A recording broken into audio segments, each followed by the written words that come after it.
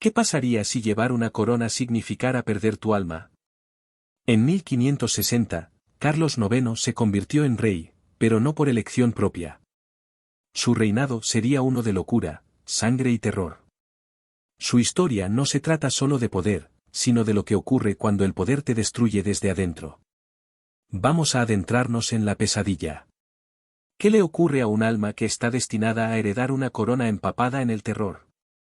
En el imponente palacio de Fontainebleau, bajo altos techos ornamentados y paredes doradas que reflejaban la opulencia de la monarquía, nació un niño en una noche oscura, bajo una luna que presagiaba malas noticias.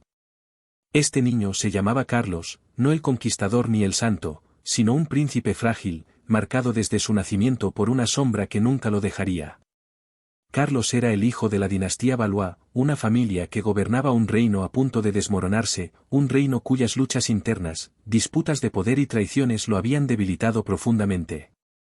Aunque no se esperaba que él fuera el gobernante, el destino se encargó de que fuera el próximo en tomar el trono, cargando sobre sus hombros el peso de una corona que ya estaba teñida de sangre y sufrimiento.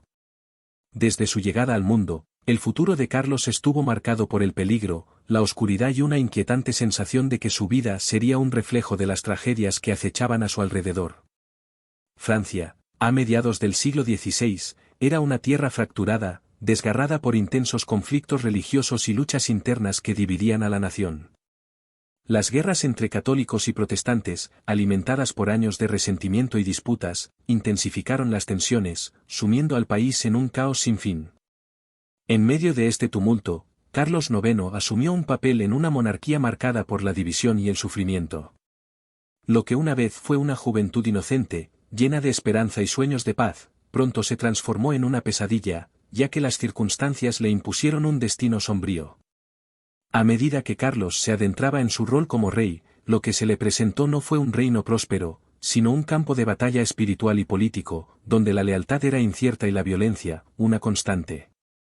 El joven monarca se vio arrastrado hacia una realidad brutal, una que dejaría una huella imborrable en su alma, por supuesto, en la historia misma de Francia.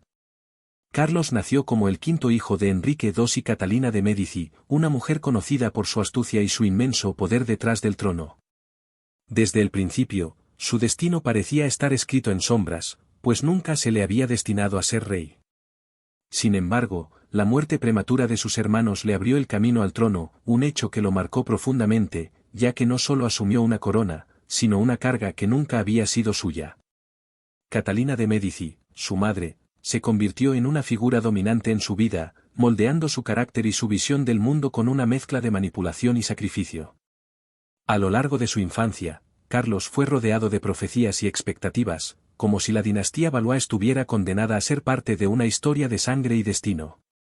Catalina, con su constante influencia, lo preparó para enfrentar un reino que ya estaba dividido y lleno de tensiones, mientras él mismo se sumergía en la sombra de un futuro incierto y lleno de desafíos.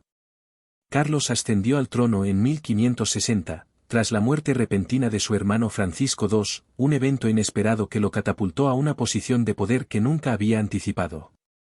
A pesar de su coronación, la verdadera fuerza que gobernaba Francia no era él, sino su madre, Catalina de Médici, cuya influencia sobre el joven rey era tan grande que su control sobre el reino eclipsaba cualquier decisión tomada por Carlos.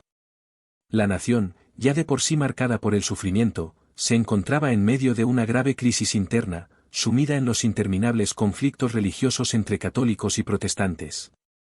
La lucha por el poder y la fe desgarraba a Francia, mientras que el peso de estos conflictos recaía sobre los hombros de Carlos, un joven rey que, aunque coronado, era más un peón que un soberano. La presión y las expectativas de su madre, sumadas a la creciente violencia en todo el reino, dejaban a Carlos atrapado entre un trono lleno de promesas rotas y un pueblo que ya no confiaba en su capacidad para liderar. Las primeras intentos de Carlos por lograr la paz fueron en vano, mientras las guerras de religión en Francia se intensificaban, arrastrando al país aún más hacia el caos. A pesar de sus esfuerzos por mediar y alcanzar un acuerdo, las facciones enfrentadas parecían implacables, y el reino se sumergía cada vez más en el conflicto. En medio de este torbellino, Carlos comenzó a mostrar signos claros de inestabilidad mental. Su comportamiento errático se volvió cada vez más evidente, con arranques de ira incontrolables y pesadillas aterradoras que lo atormentaban durante el día y la noche. Los rumores comenzaron a esparcirse, susurros que insinuaban que su madre, Catalina, lo estaba envenenando lentamente, administrándole tinturas de opio y mercurio para mantenerlo dócil y bajo su control. A medida que su salud mental se desmoronaba, el joven rey parecía estar perdiendo la batalla interna contra su propio tormento, mientras Francia se desangraba por fuera. En su lucha por mantenerse a flote, Carlos se vio atrapado entre la opresión de su madre y una creciente locura que amenazaba con consumirlo por completo. En 1572, Catalina de Médici orquestó el matrimonio entre Margarita de Valois y Enrique de Navarra con la esperanza de unir a Francia, buscando poner fin a las tensiones entre católicos y protestantes. Sin embargo, en lugar de la paz que tanto deseaba, el 23 de agosto de ese mismo año, la nación fue arrastrada a uno de los capítulos más oscuros de su historia. La masacre de San Bartolomé comenzó con la ejecución de líderes protestantes y rápidamente se convirtió en una orgía de violencia desatada por las calles de París, donde católicos furiosos cazaban y mataban a cualquier protestante que encontraran. En medio de este caos sangriento, Carlos fue cómplice, ya sea por mandato o por indiferencia, al permitir que la masacre se descontrolara. Desde su balcón real, observaba mientras su reino se sumergía en un baño de sangre. Los rumores comenzaron a esparcirse con rapidez, sugiriendo que Carlos no solo toleraba el derramamiento de sangre, sino que lo disfrutaba. Se decía que el rey, con una sed insaciable, se había entregado a la práctica de beber la sangre de las víctimas, y en lo más macabro, algunos susurraban que incluso había participado en actos de canibalismo. Estas historias grotescas, aunque sin evidencia concreta, se impregnaron en la leyenda, dejando una marca imborrable en la memoria colectiva de Francia.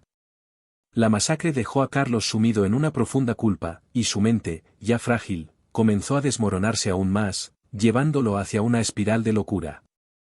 A medida que la sangre de los protestantes empapaba las calles, el joven rey se veía atrapado en sus propios demonios, atormentado por las consecuencias de lo que había permitido. Su estado mental y físico se deterioraba rápidamente, sus noches eran invadidas por alucinaciones aterradoras, mientras que su comportamiento errático y sus arranques de ira se volvían cada vez más frecuentes. La paranoia se apoderó de él, comenzó a creer que los muertos de la masacre lo perseguían, sus espíritus acechando cada rincón de su palacio. En un intento por calmarse, se sumió en una obsesión constante, realizando acciones cada vez más extrañas, como encerrarse en sus habitaciones por horas, hablar solo y ver figuras fantasmas en los espejos. Los ecos de la violencia que había desatado parecían envolverlo por completo, y lo que antes era un joven rey con sueños de poder, ahora se transformaba en una sombra, atrapada entre la culpa, el miedo y la locura. Catalina de Médici, implacable en su deseo de mantener el control sobre el trono, no cesó en sus esfuerzos por sostener a Carlos en el poder, a pesar de la creciente descomposición de su mente. Su dominio sobre él era absoluto, lo manipulaba como una marioneta, manteniéndolo bajo su control, aunque cada vez más distante de la realidad. Carlos, ya casi una sombra de lo que había sido, se convirtió en un rey vacío, consumido por sus propias obsesiones y por los fantasmas de las masacres que lo atormentaban.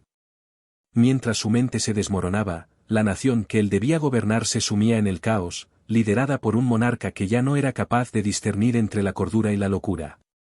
Francia, atrapada entre las maniobras políticas de su madre y la fragilidad mental de su rey, estaba gobernada por una figura cuyo reino se desmoronaba tanto por dentro como por fuera. La tragedia de Carlos se volvía cada vez más evidente, y mientras él se sumía en su propio tormento, su madre continuaba dirigiendo la maquinaria de poder, aferrándose a un trono que ya estaba más allá de su alcance. La salud de Carlos empeoró rápidamente en sus últimos días, su cuerpo se fue debilitando cada vez más, sufriendo ataques de tos severos, vómitos de sangre y un progresivo deterioro físico que lo dejaba casi irreconocible. Lo que quedaba de su realeza se desvaneció mientras su mente y su cuerpo se descomponían, marcando sus últimos días con comportamientos extraños y perturbadores. Se obsesionó con la recolección de huesos, acariciándolos y murmurando disculpas como si tratara de apaciguar a los muertos que lo acosaban. Algunos incluso llegaron a afirmar que los consumía, mordiéndolos como si intentara devorar su propia culpabilidad. Su muerte, a los 23 años en 1574, fue un final doloroso para un rey que nunca logró cumplir con las expectativas de su coronación. La reacción de Francia ante su fallecimiento fue una mezcla inquietante de alivio y horror, como si el país estuviera finalmente liberado de un monarca que había sido más una sombra de su propio reinado que un verdadero líder. A pesar de su corta vida, el eco de su existencia seguiría resonando en la historia como un recordatorio de la monstruosidad que puede surgir cuando el poder se convierte en una carga insoportable. Tras la muerte de Carlos, la sucesión fue inmediata. Su hermano menor, Enrique III, asumió el trono, sin tiempo para el lamento o la reflexión. La figura de Carlos, ya una sombra de lo que fue, se desintegraba más allá de la muerte, y su cadáver, descomponiéndose rápidamente, se convirtió en un símbolo de su legado retorcido, un recordatorio palpable de la locura y la violencia que marcaron su reinado. Su funeral fue sombrío y casi vacío, con muy pocos asistentes dispuestos a rendirle homenaje. La nación, ya agotada por las tragedias de su reinado, no encontró consuelo en su muerte, y la ausencia de lamento genuino dejó claro que la figura de Carlos nunca fue la de un rey querido, sino la de un monarca que había sembrado miedo y sufrimiento en su paso. Fue enterrado sin el respeto que habría esperado un rey, marcado por el rechazo de un pueblo que solo anhelaba olvidar la oscuridad de su reinado. Los rumores sobre el canibalismo de Carlos y sus actos oscuros perduraron a lo largo de los siglos, modelando la leyenda que lo rodea. Se decía que el príncipe caníbal, un rey cuya crueldad no conocía límites, había devorado la carne de sus víctimas en un acto de sed insaciable de sangre. Estas historias macabras, aunque sin pruebas claras, se entrelazaron con su nombre, dejando una marca imborrable en su legado.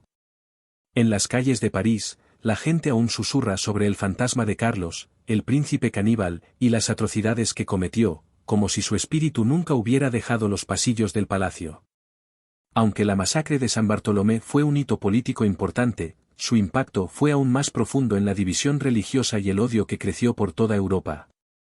En lugar de unir al reino, el horror desatado solo avivó las llamas de la intolerancia y la violencia, dejando a Francia marcada por cicatrices que perdurarían mucho después de su muerte. Catalina de Médici, una mujer cuyo pasado estaba marcado por la astucia política y la manipulación, jugó un papel fundamental en la formación del destino de Carlos.